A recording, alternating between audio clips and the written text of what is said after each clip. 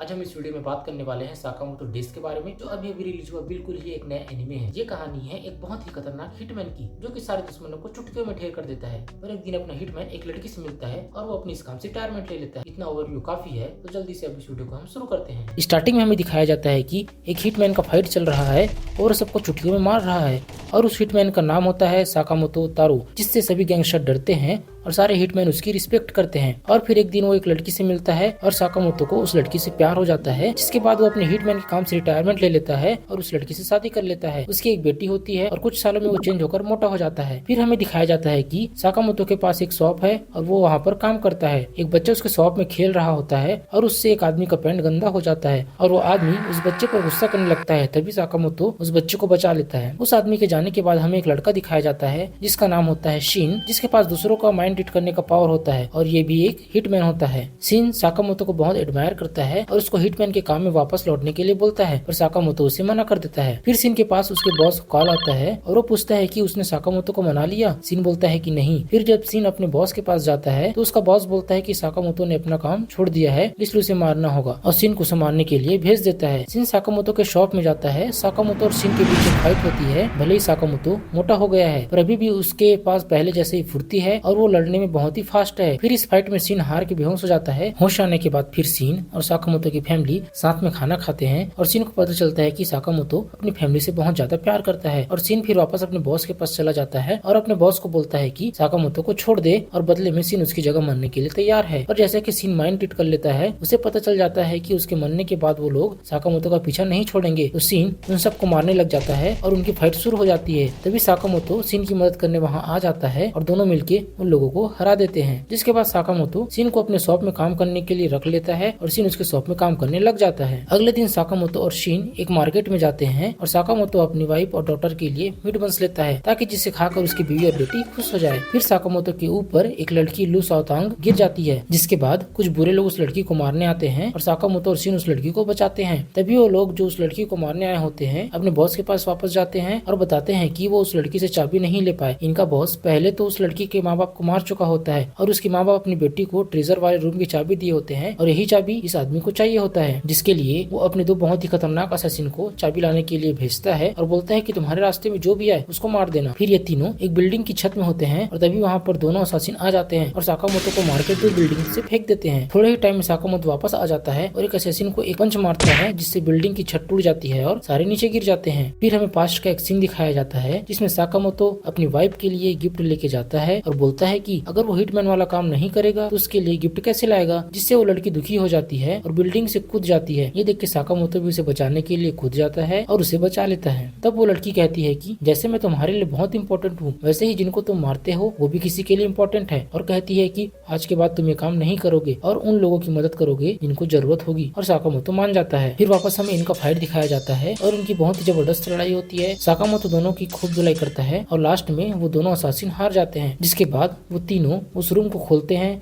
जिसकी चाबी लू के पास होती है, और उस रूम में लू के लिए उसके माँ पापा ने एक गिफ्ट रखा था जो उसे मिलता है। और फिर साकामोतो उस लड़की को भी अपने शॉप में काम करने के लिए रख लेता है। फिर हमें दिखाया जाता है कि शिन और लू शॉप में काम कर रहे होते हैं और साकामोतो भी वहीं होता है, पर साकामोतो ज्यादा ही बात कर रहा होता है, जिससे उन दोनों को अजीब लगता है क्योंकि साकामोतो ज्यादा बात नहीं करता है। तभी वहाँ दूसरा साकामोतो आता है। फिर हमें पता चलता है कि पहले जो साकामोतो होता है वो हिटमैन है और वो अपना रूप बदला हुआ है और साकामोतो का दोस्त है, और वो साकामोतो को बताता है कि उसके ऊपर 1 बिलियन येन का बाउंटी है, जिसे लेने के लिए दूसरे हिटमैन उसे मारने जरूर आएंगे। और वहाँ एक पिज्जा मैन आता है जो कि एक हिटमैन होता है और वो कमजोर होता है, इसलिए बहुत ही आसानी से हार जाता है। और उस पिज्जा के बॉक्स में एक कैमरा लगा होता है जिसके थ्रू वो लोग साकामोतो को देख रहे होते हैं जिसने साकामोतो पर बाउंटी लगाया है। पर यह बात साकामोतो को पता होता है कि उसमें कैमरा लगा है, जिसके थ्रू साकामोतो उनको बोलता है कि अगर वो लोग फिर से उनका पीछा करेंगे तो साकामोतो सबको हेल दिखा देगा। फिर साकामोतो और उसकी फैमिली पार्क जाते हैं क्योंकि उसकी बेटी को शुगर बनी देखना था, और शिन, साकामोतो और लू भी चौकन्ने होते हैं क्योंकि उन पर कहीं पर से भी हमला हो सकता है। शिन एक आदमी का दिमाग पढ़ लेता है कि वो साकामोतो को मारने आ रहा है और उससे पहले ही वो लोग मिलकर उस आदमी को ही निपटा देते हैं। पास में ही एक दूसरा हिटमैन होता है जिसको पता होता है कि शिन माइंड रीड कर लेता है, इसलिए वो सोचना ही बंद कर देता है और रोलर कोस्टर में साकामोतो फैमिली के पीछे बैठ जाता है। पर लू और शिन को उसके बारे में पता चल जाता है और शिन रोलर कोस्टर से उस हिटमैन को हटा देता है और ट्रैक में लड़ने लग जाता है। लड़ाई में शिन को चाकू से लग जाता है जिसमें पॉइजन होता है, पर फिर भी शिन उसको नीचे गिरा देता है जहाँ शुगर बनी का शो चल रहा रहा होता है। सीन शुगर बनी का कॉस्ट्यूम पहन के लड़ने लगता है क्योंकि वो हिटमैन कुछ सोच नहीं रहा था और पॉइजन के कारण सीन अपना आंख नहीं खोल पा रहा था, इसलिए उसका माइंड रीड नहीं कर पा रहा। लेकिन साकामोटो अपने माइंड से ही सीन को बता रहा होता है कि हिटमैन को कैसे और कहां पर मारना है, और इस तरह से हिटमैन सीन से हार जाता है और ये एपिसोड यहीं पर खत्म हो जाता है।